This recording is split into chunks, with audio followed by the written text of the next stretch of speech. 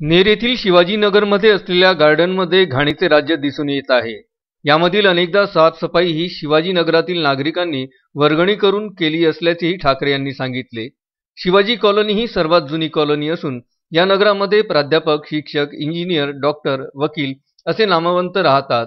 त्यामुळे या नगरातील मुलांसाठी, वृद्धांसाठी शासनाच्या निधीतून 30 लाख रुपये खर्च करून हे गार्डन बनविण्यात आले। या गार्डनमध्ये झाडे, गट्टूचा रोड, सिमेंट बेंच, कारंजे, स्वच्छतागृह असे आवश्यक त्या सुविधा गार्डनमध्ये दिसून येतात।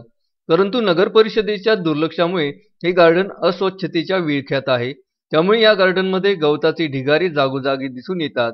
झाडाच्या पालापाचोळ्यामुळे स्वच्छतागृहात आणि बाथरूममध्ये देखील घाण आणि कचरा असलेला दिसून येतो।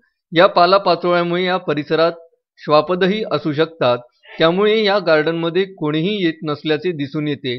त्यामुळे या गार्डनची साफसफाई आणि सर्व केरकचरा, घाण काढून हे गार्डन स्वच्छ करावे अशी शिवाजीनगरातील ग्रामस्थांची मागणी आहे।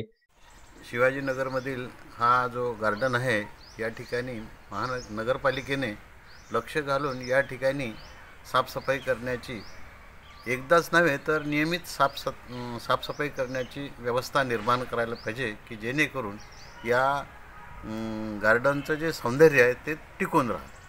काय झालं की हा 30 लाख रुपये खर्च करून हा अतिशय चांगली बाग निर्माण झाली, परंतु त्याच्या नियमित स्वच्छतेबद्दलची कोणतीही व्यवस्था आतापर्यंत झालेली नाही।